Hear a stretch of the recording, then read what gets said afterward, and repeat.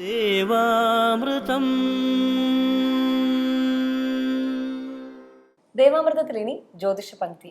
ഇന്ന് 1192 മെയ് മാസം 11 അതായത് 2017 ഏപ്രിൽ മാസം 24 ഇന്ന് തിങ്കളാഴ്ചയാണ്. നക്ഷത്രം 44 നാഴിക ഉത്രട്ടാതി, ബാക്കി രേവതിയുമാണ്.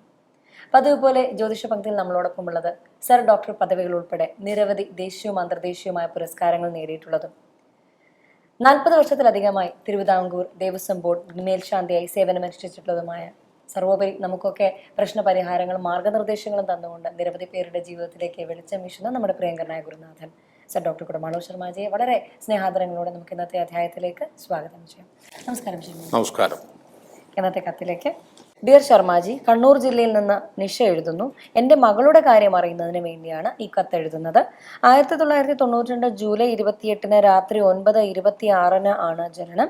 അവളുടെ കല്യാണം എത്ര വയസ്സിൽ നടക്കും? കുറെ ആലോചനകൾ വന്നു, ഒന്നും ശരിയാകുന്നില്ല. ഗൃഹനില ചുവടെ വെച്ചിട്ടുണ്ട്, ജോലിയും കിട്ടിയിട്ടില്ല. എല്ലാം വിശദമായി ഒന്ന് പറഞ്ഞു തരണമെന്ന് വിനീതമായി അപേക്ഷിക്കുന്നു എന്ന് നിഷ, കണ്ണൂർ.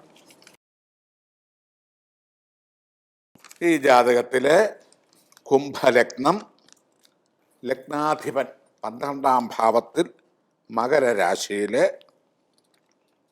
4-ാം ഭാവത്തിൽ നാം എല്ലാം ധാരാളമായി കേട്ടിട്ടുള്ള ചൊവ്വ ദോഷം,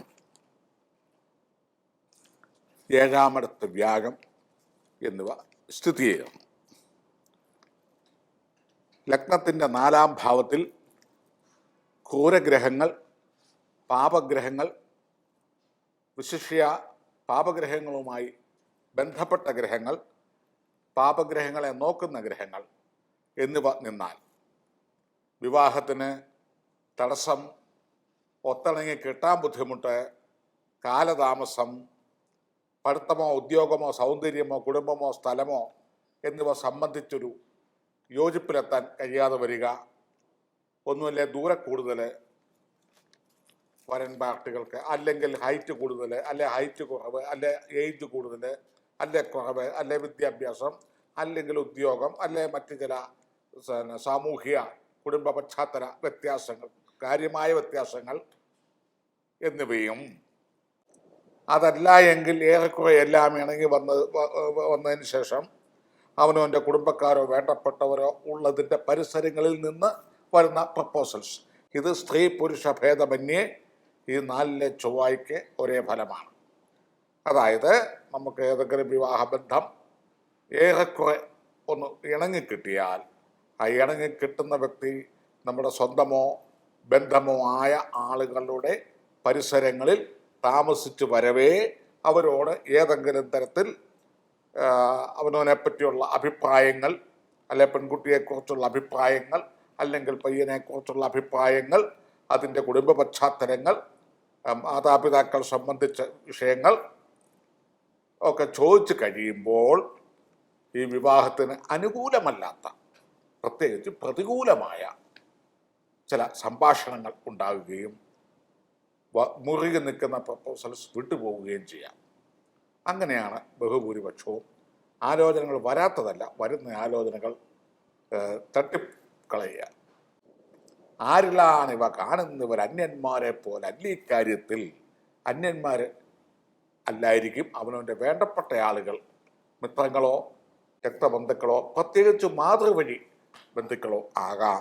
4-ാമിടത്ത് പാപഗ്രഹങ്ങൾ നിൽക്കുന്ന ജാതകത്തിൽ അവനവൻ്റെ മാതൃവഴിയിലുള്ള ബന്ധുക്കളെ കൊണ്ടോ സ്വന്തക്കാരെ കൊണ്ടോ ബന്ധുമിത്രാദികളെ കൊണ്ടോ എന്തെങ്കിലും തടസ്സം, തർക്കം, കാലതാമസം എന്നിവ ഉണ്ടായി തക്ക സമയങ്ങളിൽ വിവാഹം അവരെ അനുകൂലിച്ച് നിന്ന് പുറകോട്ട് വരുന്ന ഒരു രീതി കാണുന്നു.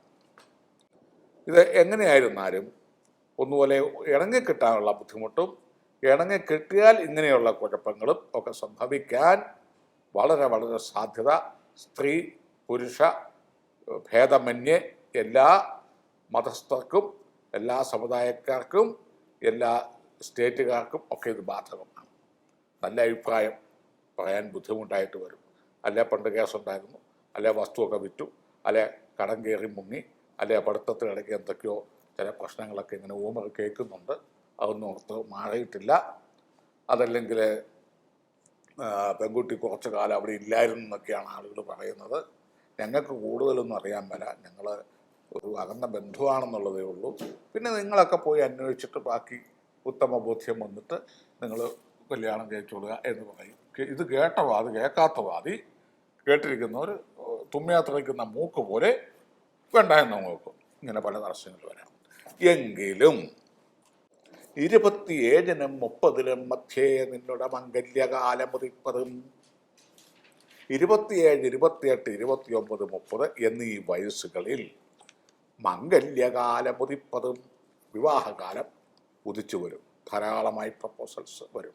ഈ കാലഘട്ടങ്ങളിൽ ശ്രമിച്ചാൽ വിവാഹബന്ധം, അതായത് 2020 വിവാഹയോഗം തീർച്ചയായിട്ടും ഉണ്ട്.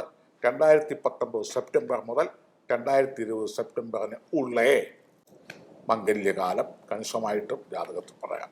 ജ്യോതിഷ പങ്ക്തിയുടെ ഇന്നത്തെ അധ്യായം ഇവിടെ പൂർണ്ണമാവുകയാണ്. ജ്യോതിഷപരമായ മാർഗനിർദ്ദേശങ്ങൾ സർ ഡോക്ടർ കുടമാളൂർ ശർമാജിയിൽ നിന്ന് അറിയുവാൻ ആഗ്രഹിക്കുന്നവർ താഴെ കാണുന്ന നമ്പറിൽ അദ്ദേഹത്തെ കോൺടാക്ട് ചെയ്യുക. പ്രശ്നപരിഹാരങ്ങൾ സ്വായത്തമാക്കുക. നമുക്കൊരു ചെറിയ ഇടവേളയ്ക്ക് ശേഷം തിരികെ എത്താം വാസ്തുശാസ്ത്രവുമായി.